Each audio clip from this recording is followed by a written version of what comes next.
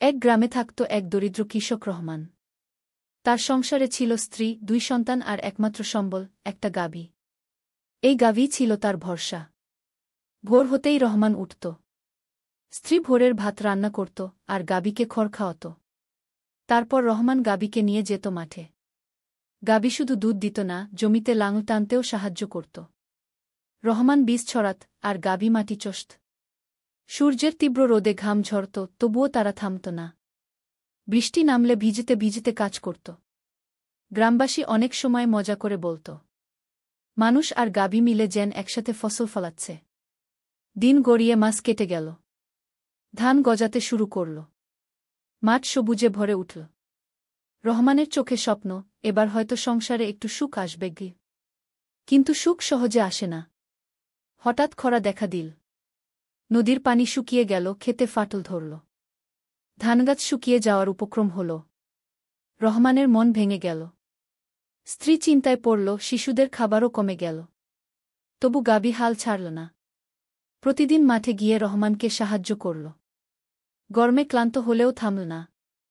মনে হচ্ছিল গাভী বুঝতে পারে, মালিকের স্বপ্ন বাঁচাতে হলে তাকে আরও খাটতে হবে। অবশেষে কয়েক মাস পর বৃষ্টি নামল। শুকনো মাটি আবার ভিজল, ধানগাছ নতুন প্রাণ পেল। ধীরে ধীরে সোনালি ধানে ভরে গেল মাঠ। রহমান খুশির কান্নায় ভিজে গেল, আল্লাহ বাঁচালেন গু। ধান কাটার সময় এল। রহমান আর গাভী মিলে জমি থেকে ধান কেটে ঘরে তুলল। পুরো গোলাঘর ধানে ভরে উঠল। শিশুদের চোখে আনন্দের ঝিলিক। কিছুদিন পর রহমান বাজারে ধান নিয়ে গেল। গাভীর গলায় দড়ি, পিঠে বোঝা। বাজারে ফসল বিক্রি হল, হাতে এলো টাকা। রহমান চাল, ডাল, তেল, কাপড় কিনল। 2 শিশুর জন্য নতুন জামা আর স্কুলের খাতাকলম নিল। বাজার থেকে ফেরার পথে গাভীর মাথায় হাত রেখে রহমান বলল, তুই আমার শুধু গাভী না, তুই আমার পরিবারের প্রাণ। তুই না থাকলে আজ আমরা পথে বসতাম গ।